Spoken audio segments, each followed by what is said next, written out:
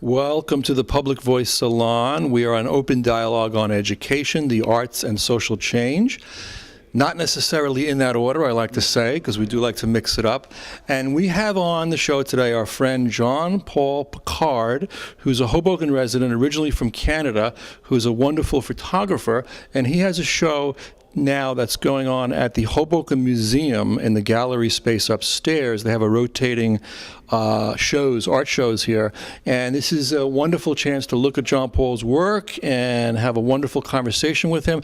I've gotten to know Jean-Paul over the years in Hoboken. We first met at the cafes, just as strangers, you know, talking in the public square, bumping into each other on the sidewalk, and so here's a wonderful chance for two people who know each other from the town, you know, just basically to have a talk about the work, the artwork, and your thoughts on art and education and social change. Okay, so let's start. Jean-Paul, tell us a little bit about this show. It's called Recent Photography. Right. This show is titled Hoboken Sweeps, and the purpose or the name really comes from the fact of that as I am making the exposure, I'm moving the camera or sweeping across the plane. And it captures the image. In some cases, the image is very sharp and is quite clear, while other parts are fractured or maybe start to disappear altogether.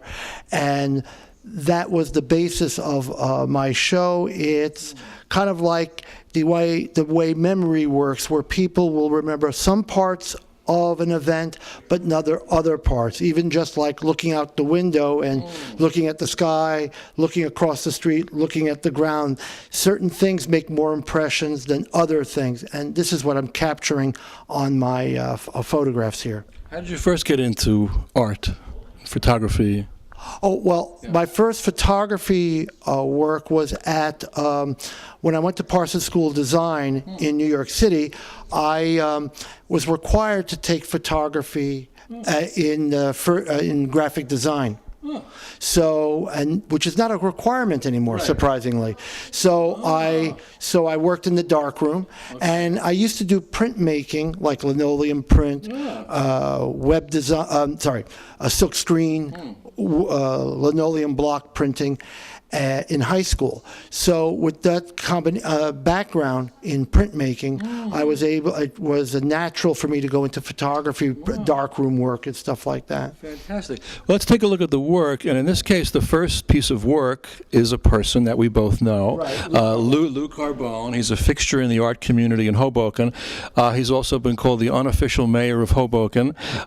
See him always. Official. It is official? It's official. I think it is official. So how did this work come about with Lou? Well, I went to his studio, and I was interested in doing another long portrait, tall portrait, and I had the two others that I have here. So I decided to photograph Lou. He has a studio in the same building that I am, Newman Leather Building, and so I went into his studio and photographed him while working, and this was one of the better pieces. So I thought this would work really well. Is this actual size, Lou Carbone? No, I wouldn't say it's actual size. But it was like the idea I knew about the show months in advance, and this wall has always been a focal wall. Right. So I thought that having three tall photographs would be really good for this show. And who's the other person in the photo? Saeed. He's a Frenchman from France who comes to Jersey City, Hoboken area to spend 30 days in New York and stuff like that with friends. So I met him at the coffee shops here. Okay. You're a coffee shop guy. Right, and he loves to do photography, mostly black and white and film, in New York City and other places. So he photographs. He has a series of What's Under Your Hat, where he approaches policemen and ask if he could photograph what's inside their hat, because usually there's photographs. Could be dangerous. And that type of thing. You know? Wow. What I love about Jean-Paul, again, is his conversational abilities, always, with something to say, and especially today, at a time when in cafes, everybody's on the laptop now. Right. We see the laptop jockeys have taken over, and when Jean-Paul's around, forget it. There's going to be conversation. Yes. People do work. It's kind of interesting to see that versus reading like a newspaper and stuff like that. As a matter of fact, with a newspaper, you can kind of interrupt someone. Yeah. Or say hello. While on the computer, because they're wearing earphones, you can't even contact them. You can't even talk to them because they're isolated. Ooh, message to the pod people. Pull out the plugs once in a while and engage. Okay, let's turn around. We have, Issa. He was a guest on our show. He's a wonderful artist. Yeah, so he's in the same, we're all in the, Lou, Issa, and me are all in the Newman Leather building. So his gallery is on the first floor, and there's an alleyway. So I photographed him, and I have two photographs of him. This one, the tall one, and then the more traditional rectangle piece. Now, I feel like I have to wave to Lou, because if I don't wave to him, he might think I snubbed him on the sidewalk or something. I always wave to Lou on the sidewalk. Right. Now, let's take a look at these pieces. They're different structure. Yes. Well, Look how beautiful that is with the green. It looks very, wow, it's transcendent. It's gorgeous. This is where your studio is. Yes, my studio is located in the Newman Leather building, and the photographs are more than, they're not just a rectangle, they're a shape, which is something I've wanted to do for a while now. And the idea of breaking from the traditional square or rectangle and to actually be a shape. And I like the idea of floating them in the negative space, which is the gray paper. And so I think it really works and makes it a very unique presentation. And I've been told by many people that they've never seen anything like this before. Wow. So cool. And you also have paint in there also. I like that. the paint is not actually paint. The best way to describe it, this is a digital ground that used to be manufactured by Golden. It's not manufactured anymore. It's a material that you paint on the paper, and then after it's dried thoroughly, you can run it through a digital printer. So these photographs are all digital photographs that then are loaded onto the a computer, and then it's the computer that basically connects to the printer. Okay, and so it's pigment ink, so everything is archival: the paper, the digital ground, and the image itself. And I like the idea that it's not matted; it's what we call dipped. So it hangs and floats onto a white background. Again, the white background, the foam core, is also archival. And Issa is just like floating in there too. Right. And it also captures a kind of a gritty slice of old Hoboken in a way. This was a factory building at one time. Right. The factory building was built in 1863. And this part of the sections are like 1920. It's probably one of the oldest continuous artists and crafts location in the United States. Usually, most places they're converted, but they have a dead period. This building has never known a dead period. It always was rented out, even when it was not manufacturing, to artists. Claudia and I always go there on the art tour every year because it's like you can kind of get lost in there. It's like this magical quality to it. And we always wind our way to you and Mary, because you always have great wine and cheese with Mary with the weaving, and your wife is also a great artist. Yeah, my wife wove this scarf here that I'm wearing. Shout out to Mary. Hi, Mary. So she's a weaver and also performs the harpsichord and has actually built harpsichords. So she's a musician. We got to get her on the show. We got to get the two of you, a creative couple. Let's take a look down here. This is like an Asian theme here. What's going on there, John? It was 2 weeks before the beginning of a Chinese New Year, and I had gone in to get a hot and sour soup, and they had... Chinatown? No, this is in Hoboken. All the images here are Hoboken.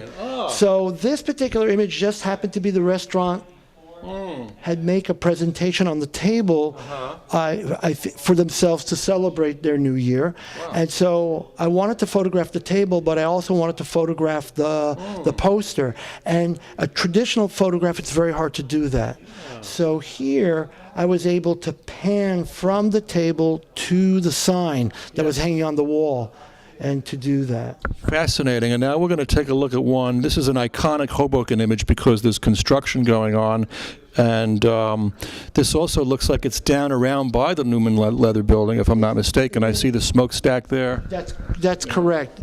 There was a garage repair and auto parts store on the corner. That property was once belonged to Newman Leather, I don't know how many years ago. This building was torn down and they built condominiums.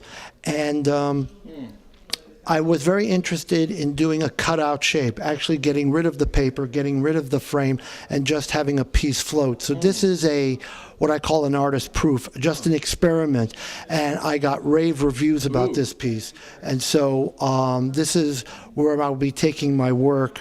I'll probably still do paper and framed work, but I probably will now and start experimenting with larger cutout pieces. And the evolution of your work as we go forward. Right. I'm going to do something very unexpected now, and I'm going to ask Claudia to flip the camera around and look at the images, because we are in the Hoboken Museum. We want people to know that this is taking place in Hoboken, and there is Mr. Tom Vazzetti for mayor. It's now or never. Let's take a look at that. And so this is Hoboken's a very political town. You know, you've been a lifelong resident. There's Tom Vazzetti, who was once called a mayor, the wackiest mayor in America, on the front of a daily news story there. And over there we see re-elect Cappiello for mayor, stability with progress in Hoboken. Okay. So, and then if you flip over there, there's Frank Sinatra, of course, the iconic Frank. They had a whole year-long exhibit of Frank Sinatra last year, and now there's an exhibit going on of photographs by Mr. Flanagan. Yes. Mr. Flanagan from the 1976 to 1994. So this is a vibrant place. Hoboken has a lot of culture, wonderful people, right, and a great sense of community that, people in the past have said, oh, Hoboken, it's like, wow, so you live in Hoboken, especially, those New York snobs, they say, oh, you live in Hoboken, forget it. There's a lot of life, a lot of culture going on here, and there's a friendliness that I love. I love the friendliness, and you, to me, exemplify that, John. You exemplify that. Well, thank you. I think that what's interesting about my show being presented now,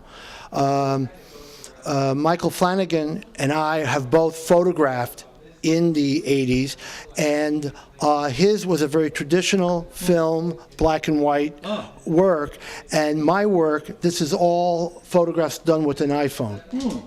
So the past, the future. Right, correct. So it's kind of like being that my show is here for a 5-week period. It's kind of like worked with this show to show the differences of also the technological change that happened between when I first moved to Hoboken in 1981 to now.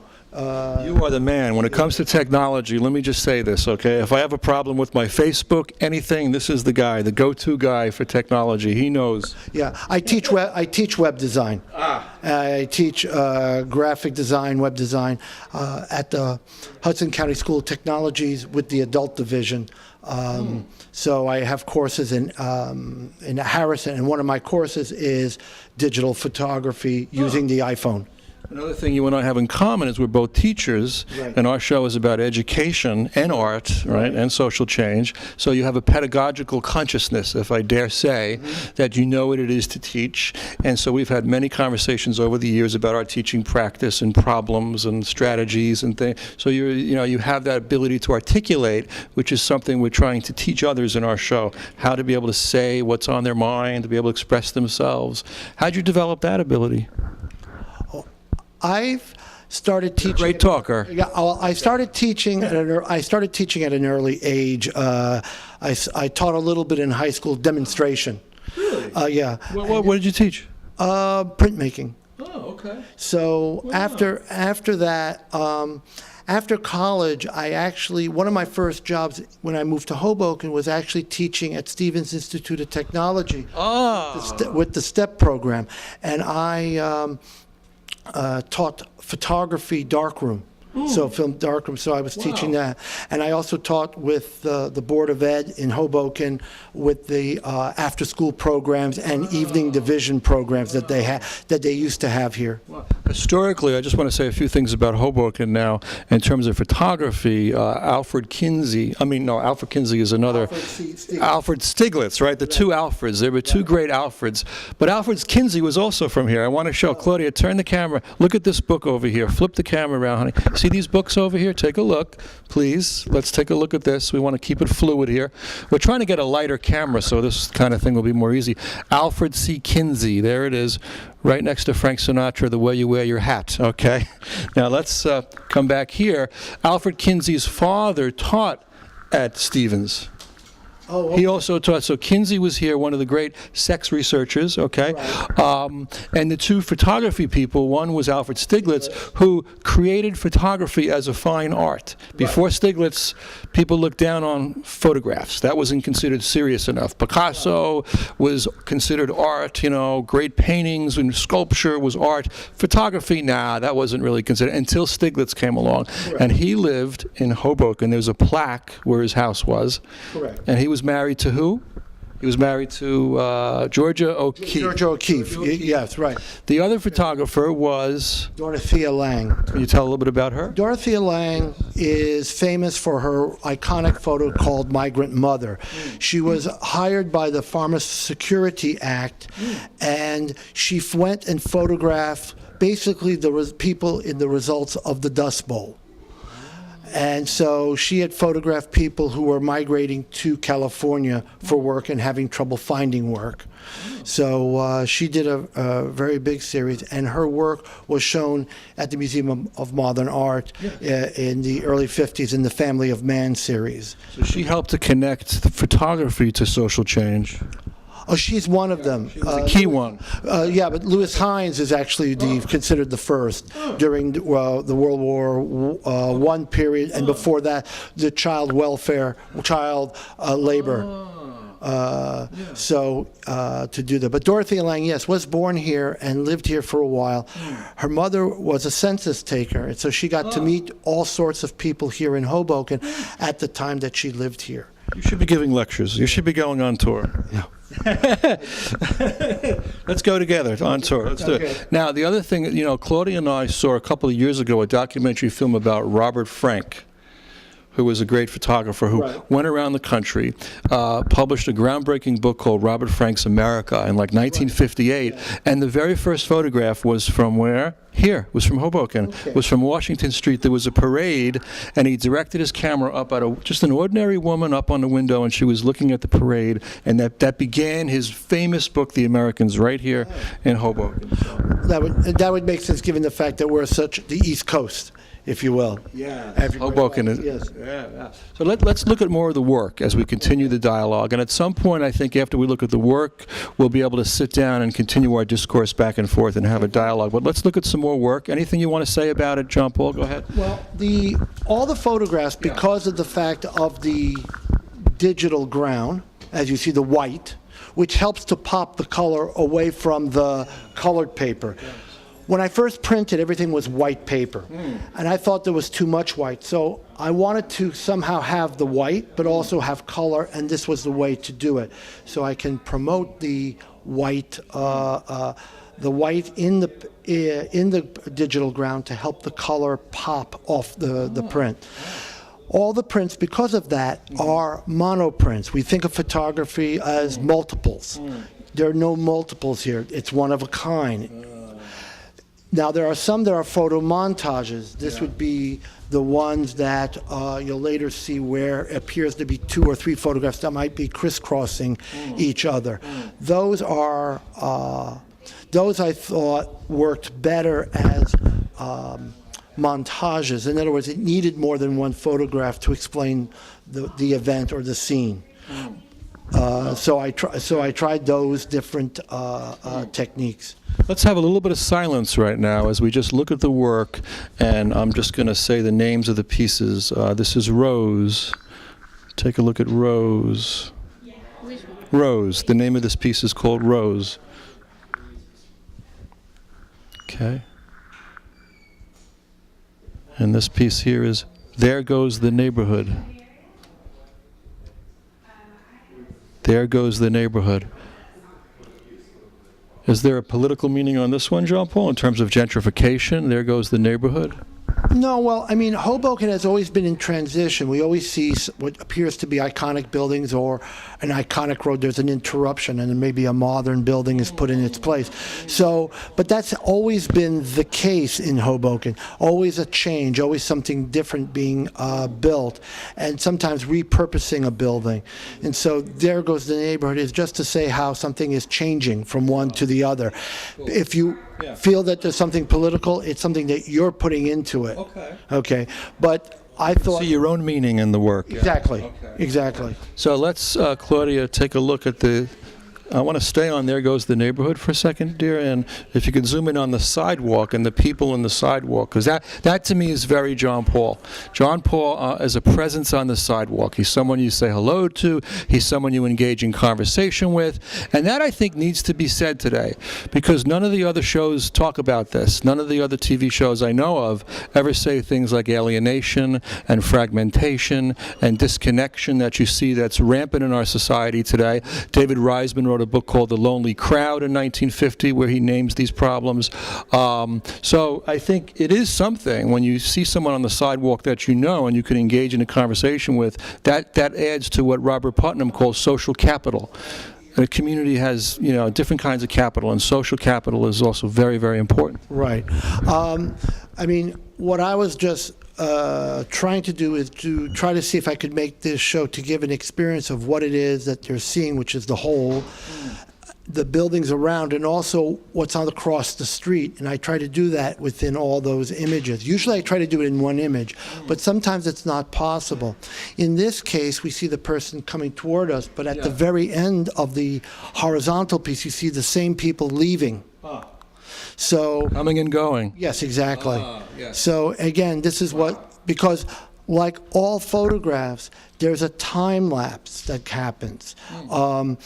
When you start to expose an image, even something that is you're not moving, one end of the image is older than another part of the image. Even though it's very fast, a microsecond. There's definitely something that is newer than the other side, or something is older than the other side of that same exposure. And that's how these photographs are taken. And what happens is that in most modern photographs, you may have multiple exposures, and then the computer compiles it. What I do is I don't let the computer compile it. All I do is I put the photographs together, and the thing is that the viewer knows right away that it's been put together. It's not hidden like in many other photographs.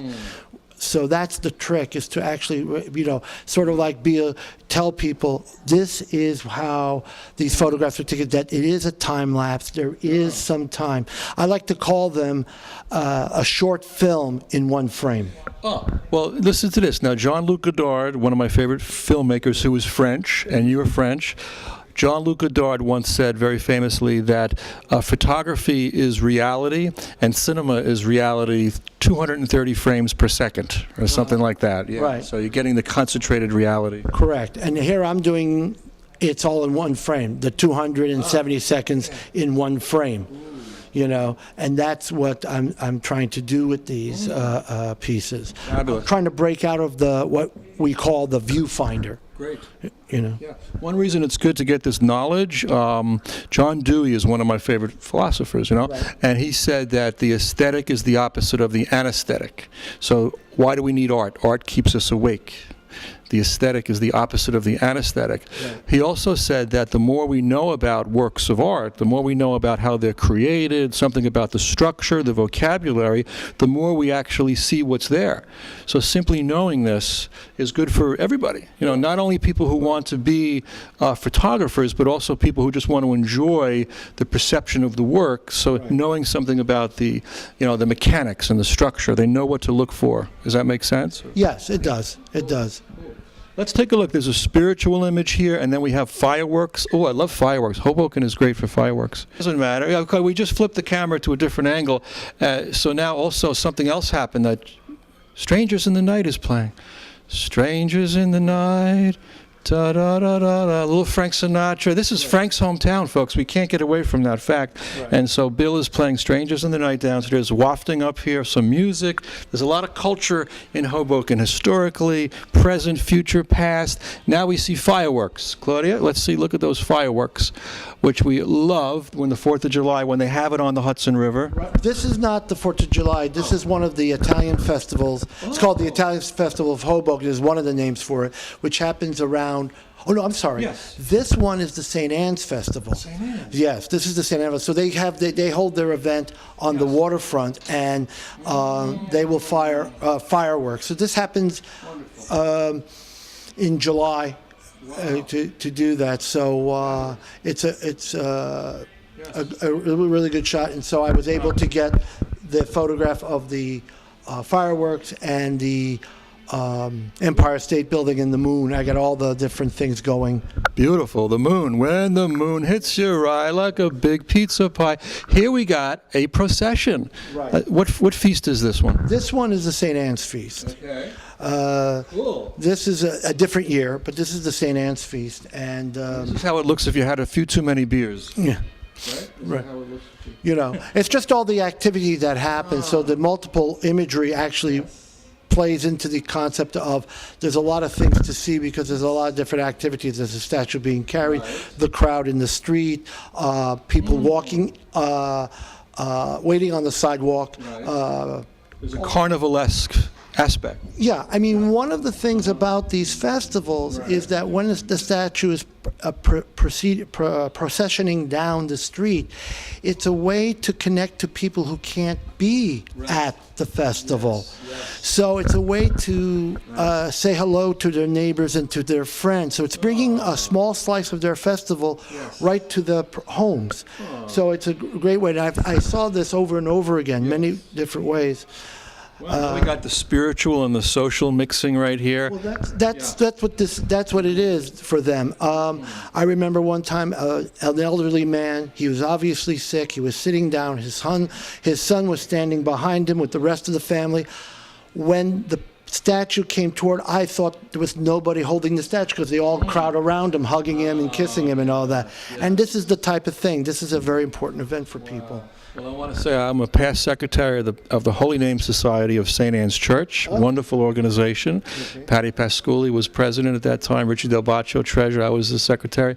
But also, you and I once took a boat ride because Joe Sivo, with the feast that's in September, remember that time, the boat ride, the famous boat ride? Yes, I did. And I got some good shots from that. You did? Yes, I got both straightforward and panning photographs. That's a feast that's in September. What's it called again? It's the Muffetays feast, they call it, or yes. I don't have the name. But there was a boat ride. They take the saint on the boat and they float it around. And Jean-Paul and I got to go on that.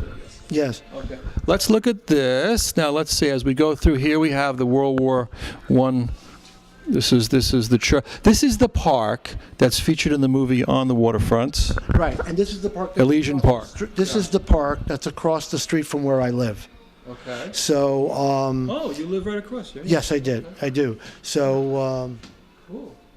And how we have some more activity here. This is very social street sidewalk feast. The first two are the one on top and the one below. Those are St. Anne's Feast. And the one at the very end are the Art and Music Festival on Washington Street in Hoboken. The ones on the orange background. Something wonderful about those processions, they're very traditional, and they get people out, like you said, they get people to look at each other. There's music, there's shimmering, there's something happening that's unexpected, yet it's also part of a tradition. People who don't live in Hoboken anymore come to either to the procession or to the evening music parts of the festival to visit family, friends, neighbors that they haven't seen for a while. And so it's a great event. It's a great parish event that really encompasses a lot of Hoboken. Cool. So we're going to continue this conversation sitting down in chairs now. Okay, let's do that. So now we're going to sit down for about a half hour and just have a nice relaxing dialogue here at the museum, at the Hoboken Museum upstairs, where they have this art gallery. And when we shut the camera off to switch the setting, bunch of people came in to look at the work. So it's a very popular show. And the last thing we talked about was that parade. It was the religious, spiritual procession. But that made me think of another kind of parade that I took my students to in Newark, New Jersey a couple of years ago. I was teaching at Essex County College in Newark, and they have a peace parade. I don't know if it's the first peace parade in the country, but I do think this idea of having a parade dedicated to peace. So parades can have all different meanings. There's a Memorial Day parade that we honor the troops, and we do that. There used to be a St. Patrick's Day parade in Hoboken, which is now canceled because the revelers got a little out of control. Too much, But I think the notion of a peace parade is also something that is, to raise people's consciousness about peace. But I will say about you, Jean-Paul, what I love is, again, the sidewalk consciousness, this idea that you connect, that you talk on the sidewalk, you connect, you reach out to people. I think that's very important in our society today. So. Well, I never had that. I had that a little bit in Morristown, where I grew up. I was born in Morristown, actually. My family is from Quebec. Okay. So what happened is that when I started to come to Hoboken, you start to get to know people. Actually, people get to know your business. There was one woman who would sit in a flower shop, didn't sell flowers anymore. It was just, she lived in the building. Her son owned the building. And she said, "Oh, you're the guy who lives at 609 Grand Street, top floor, on the south side of the building." And it was that people knew who you were and what they did. In one way, some people don't like that. They don't like. They get in your business too much. Yeah. Well, I don't know how they could get into your business. They didn't knock on my door, so they didn't really get into your business. They just said that we noticed you. So in some ways, if they didn't see you for a while, they would ask, "Well, what happened? Are you all right?" So there was more of a concern. And that was the thing I've always was interested, is how friendly the town was to people. I got into that, and that'd be a Canadian thing. Let me just say that, because we look at Canada and we look at their politics. They have universal health care. There's a sense of caring that's embedded into the moral fabric of the country itself. Right now, we look at America. We seem to be turning away from the poor. We seem to have this wealth inequality that's getting out of control. We have all those problems. We have a government that wants to, that is resisting universal health care here. So you can either have a caring society or an uncaring society, and Canada seems to be very caring. Oh, yes. I mean, I've had the experience of having members of my family ill who lived there, and the great care that they received from it. And it was part of their taxes. They paid their provincial tax and they paid their federal tax, and part of that money went into paying for themselves. So I think Canada, one of the things about Canada is that, it's north of the border, it snows very heavily, it gets very cold. So the idea of being close to one another was a kind of a survival mechanism, culturally, So there was that thing. I mean, I know that when I was at Hoboken, I really felt at home, because I met people, and they were very nice, and I was able to experience different person's backgrounds and, and stuff like that. So you and I have had several conversations at the local cafes, and we've had situations where you walk by and you wave, and then I say, come on in, and we sit down, and it's a spontaneous meeting. This is a kind of a more bohemian aspect, where nowadays, if you look at Greenwich Village in its heyday, Right. you go back to the beatniks, and you go back to the 1930s and the radicals, they were all hanging out and talking to each other in the public square and in the cafes, and that's the kind of thing that we like to celebrate on our show, that cafe life, cafe culture. It's also a very French thing. So I just associate that with you. Right. Well, I think one of the things is that I have a group of friends we meet almost every morning for breakfast at one of the coffee places, Bouet, right now. Okay. And it's a very nice thing to be able to at least say hello to somebody, because in most days I won't see anybody because I'm in my studio. So until I get out of my studio, I don't see anybody. So being in a place where you get to meet people is very important, I think. And to share stories, or to talk about, like, of course, I got to talk about my photography show. Others talked about their shows coming up or whatever, and so it's a great, a great way to connect with people. Yeah. And it's about community. It's called community. Where I've written a bunch of letters to the Hoboken Reporter over the past 10, 15 years, and I always come back to that theme of community, which drives my teaching project as well. Day one of class, we get in a circle, go around the circle. What's your name? Who are you? Let's get to know each other's names. Let's have conversation. But that's going against the grain of the kind of, like I say, fragmentation, alienation, fast-paced nature of our society that's overworked. Not to belabor that theme, but I think that's very important. We're trying to nurture a kind of caringness, a kind of interconnection, and teach people how to have conversations again. We think people have lost the ability, and I know, from my background as an English teacher, I can tell you professionally, the research is in that people don't know how to talk, and you know how to talk very well. So Well, that was the thing. My mother knew how to talk. Okay, my mother was. we're getting to it. Okay. And my friends all say, I know how to talk too much. So that's. They don't say that. Oh, they absolutely do. Absolutely. Who said that? Most. So, I mean, I'm finding that sometimes. No, I think people are afraid to talk about certain serious things because they don't want to get stuck into the conversation. In other words, it gets stuck. In other words, in a way, they want to have a safe period so they can get on with their life. Get on with peace. I mean, Yeah. One of the things about my work is that it's not quite designed.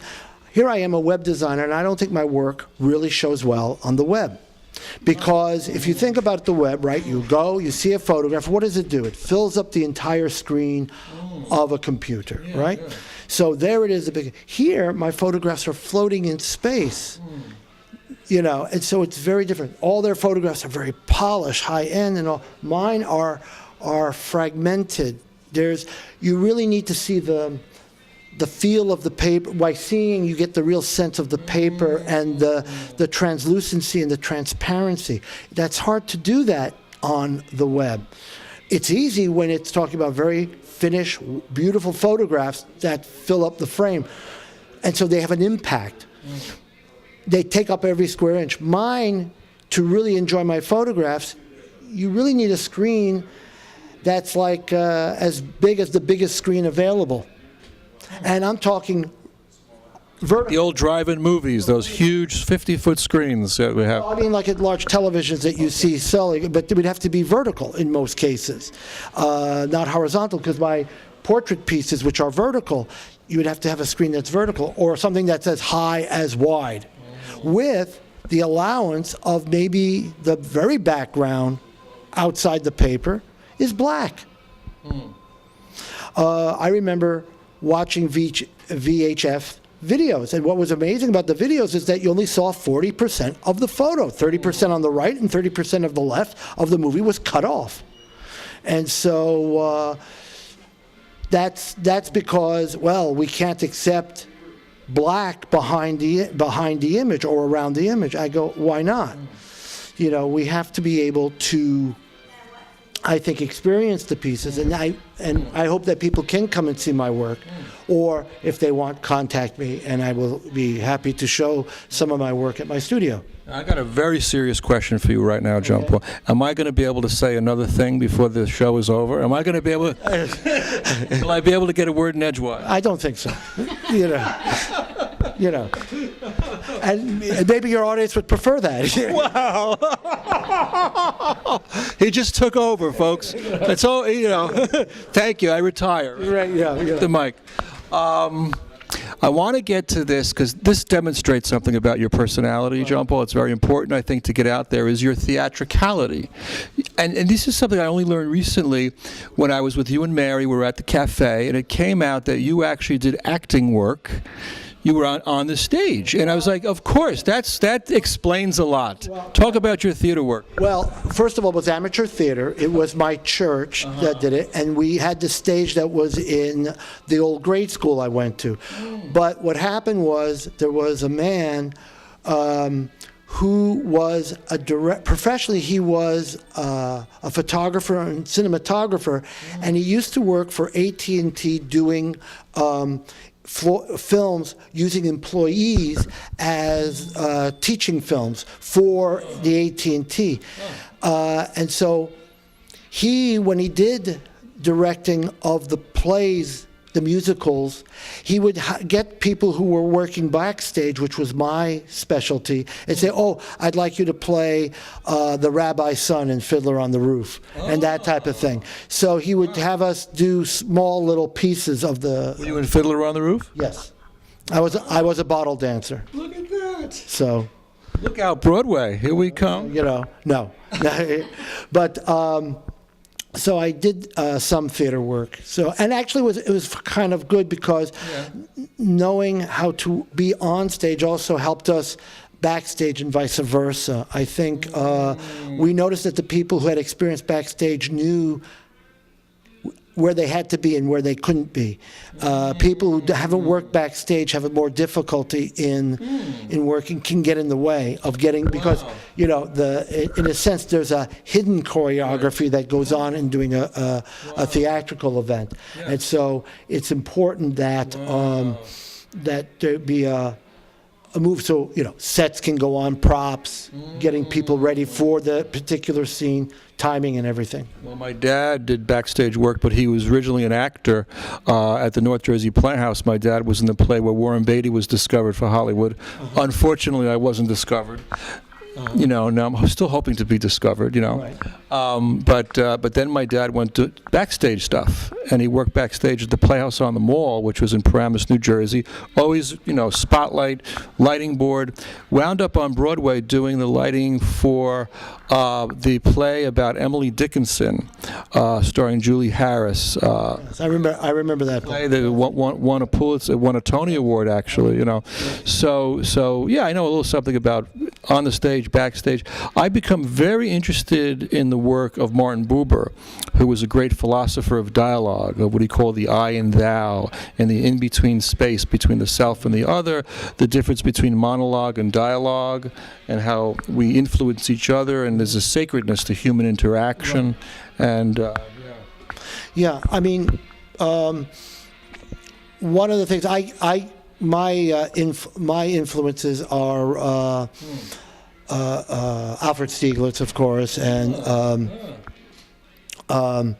actually other artists too. Like I was very influenced by Rembrandt and Michelangelo, and then Picasso. As a matter of fact, some of my photographs have a little bit of a Picasso cubic effect with some of the repetitive images that my work contains and stuff like that. So it's easy to get, when you experience and visit like art galleries and museums, you get to basically capture a catalog of information, of visual information that may later be used or later influence. It's not that I set out to do something that reminds me of, let's say, Rembrandt or Avedon, but it was, oh, that reminds me of the particular artist when I did the work. There's something known as the anxiety of influence, which I think Harold Bloom talked about that. He's a literary critic, and this idea that artists are influenced by other artists, but then you sort of have to break away and find your own style. It becomes too oppressive after a while, the influence, or not? I don't think so. At least I don't see. I can understand where he's coming from. I don't feel that about me. It just so happened that I saw an Avedon show. I saw portraits of the military, the Joint Chiefs of Staffs, but these photographs were 10 feet tall, one next to each other. One particular person was cut, so you didn't quite see the entire person, but the two photographs were married anyway. So it was one big photo mural, and when I saw that, it influenced me, and Deborah Polk, who had a show in Hoboken that night called The Pill Show, which were a way to promote women's right to reproduction and control of reproduction. I had photographed I did a series of photographs and rearranged the photo montage to create a linear story about the event and the restaurant, which started at, you could see the kitchen in the back all the way to the window and the wall on the other side. And that really started what some people would like to call the panning, or that started the sweep. But those were multiple exposures. If we may, Jean-Paul, I know we don't have a lot of time left, but thinking about the state of the art world today in terms of the big money aspect of it, what's your take on that? Do you think it's getting out of control with the prices of certain pieces and how it's becoming like sort of corporatized? How do some people's work blow up, and like a Jeff Koons with the balloon animals, and he's getting $100,000 for $10 million a piece, and then other people like yourself, you toil away, you try to get your work out there. What's the secret of success, and is it a marketing thing, or is it a branding thing? I think part of it is marketing and branding. I don't know. I'm just trying. I mean, one of the things I've been doing is emailing people or contacting people via the internet, telling them about the show, which actually the show has given me the ability to say, hey, I have a show. Yeah. If you can't come see it, come look at the website. And they do, and I get some response from them and stuff like that. And I work from that point on. Well, you had a wonderful turnout with your opening, which was a month ago, 2 months ago? It was about a month ago. Okay. Yeah, we saw Lou Carbone was here. A lot of great artists. People, it was fabulous. We had great conversation. People from New York came here. It was really a great happening. Yeah. Oh, no, I was very, very pleased with the opening, the people who came, and also the results. I feel that I'm on to something, and that I'm going to continue with my work and hopefully be able to show it in other venues and other either galleries or museums, wherever there's a space that allows for this type of show. There was a wonderful novelist named Walker Percy who wrote a book called The Moviegoer, and he talked about art as being in quest, and this idea of being onto something, and the importance of, you said, be onto something, and he said to not be onto something is to be in despair. Yes. Isn't that wonderful? Yes, that's true. And when something clicks, really clicks, it's like, okay, now I have something to go with, and then you're allowed to explore and push even further. So I went from a white paper series to a color paper series to now I'm actually cutting out the photos and have no paper, no frame, and that is to me that's very exciting, and to try to get this to work. We'll see. I mean, it's always an artist is always, in a way, experimenting. I think, always in search. Yeah, I think it's always in search, and producing the work, because not every drawing that an artist does will turn out to be a painting. Not every drawing will be Even shown. the mistakes can be instructive in some way. Yeah, I mean, I've had mistakes where I've kept them in. I said, "Oh, that works really nice," and I kept it in. I mean, a lot of my work has an accidental quality. In other words, I know there's going to be an accident happening, so I do control because I am having this accident. The question is, will that particular image be the one I'll show or not? Michael Kimmelman, the great critic for the New York Times, wrote a book called The Accidental Masterpiece on the life of art and vice versa, about this process. And Picasso once said that, he said, my work is never finished until something goes wrong. And then I know, okay, this is done. That's an interesting way to look at it. Let's just, we don't have a lot of time, but 6 minutes, Claudia says. My darling wife, Claudia, I always got to give her a shout out. She's from Bogota, Colombia. And the day that she said to me, let's go for this dream of mine, I had a dream of having a TV show. So to have someone in your life who believes in your dreams, it's very important. Our show began in love. Paulo Freire, the great philosopher who was from Brazil, said we need to teach for a world in which it's easier to love. Now, that's a quote that you probably won't hear tonight on MSNBC or any of the big network shows. Teach for a world in which it's easier to love. Let's see if we can do that. So let's shift to a pedagogical mode here, Jean-Paul, and think about all the people watching us now, watching us sitting home, maybe in a passive mode, looking at the cool medium of television, seeing these two men talking about art.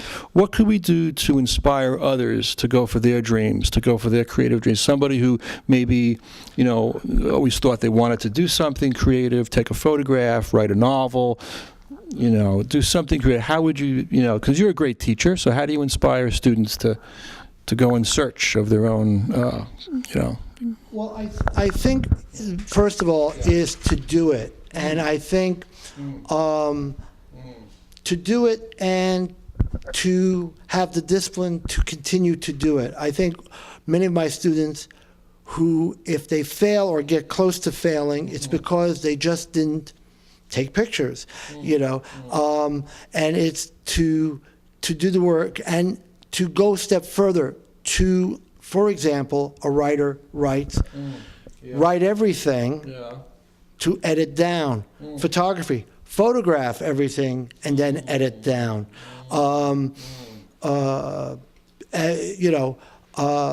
This way you can choose. You have a choice. A lot of times people take just one photograph and that's it. No, you have to take multiple images from multiple angles to decide what is going to be the right one.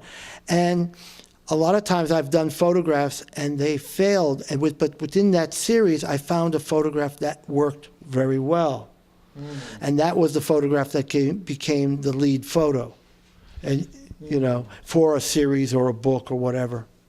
You ever think people overdo it with the photography, though, in terms of like trying to capture everything now? They're running around with those iPhones, taking a picture here, taking a picture there. Isn't it better just to let things go maybe and have memories, or do we have to photograph everything? I think people photographing is fine. I mean, photographs are not memories. Okay, they're keys to memories, but they're not really memories, because the way you just described it, I bet people photograph and forgot what they looked at, and it was the photograph that reminded them what they looked at and how they looked at. I think, though, what people have to do is sort of like look at what they want to photograph, and then to go ahead and photograph, but to really study it, to stop and look. I think that is the thing. Stopping, looking, contemplating. I think that's important. And I think that's what's missing. The instantaneousness of the tool makes it actually more difficult, because the instantaneousness means, oh, I took the picture. Oh, I don't need to look at it, see if I took a good picture or not. I have it. And then I go, and since they're not going to print it, or they're not necessarily going to put it in a slideshow that they've edited, it's just stuck in the camera. It's just stuck there in the phone, It's like the kid, like in the previous commercial, the kid's diving off the diving board, and then he's stuck there in the air, and he's asking, "Mom, please print me out. I'm stuck here. Get me." And I think that's the thing. I used to remember the old Polaroids. Remember the old Polaroids with the family albums? Do people still have photo albums anymore, or is that passé? Oh, I don't know. I do know people do have albums. As a matter of fact, there's a very good belief that people that had shoeboxes with photos in it, those will last longer than digital photographs. And the reason that they will last longer than digital photographs is because here's a phone, no one knows how to turn it on, the battery is dead, there's photographs in there, but no one can open it. It's going to cost like $100, $200 to get inside to see what photographs are there. I'll just throw it away. While with a shoebox, you have to open it and you say, oh, there are photographs here. And so you'll keep it. That's the difference. So that in a digital world, if you're not careful, you're going to easily throw away. Your images are not going to be kept. We have 1 minute left, so I would just sort of winding it up, and I think that if I could say anything about your work, it's also the beauty of it, the way that your images capture what's there, but in a way that's also a little bit different, a little bit surreal, kind of dreamlike in a way. And I just wish you luck in continuing to develop your craft of photography. It's a wonderful thing you do. We're with Jean-Paul Picard in Hoboken, New Jersey. He's one of the great photographers in our city, in our country, in our world, and is also a wonderful raconteur and a great conversationalist. One day you may have the pleasure of sitting down for a cup of coffee with Jean-Paul, and I still say you should get back into theater and go on tour because you have a lot to say. You could have a one-man show. Well, thank you very much. I want to thank you and your wife for having me on your show. I'd like to thank the Hoboken Historical Museum, Director Bob Foster, for having me, inviting me to do this show. And thank Bill for helping out, too. Thank you. Bill is in the Sinatra Lounge downstairs right now. Thank you to Bill, Melissa, everyone who is part of the museum. And thank you for Claudia to filming, and thank you for Mary for letting you out of the house. Yes, thank you for Mary especially. Okay, thanks.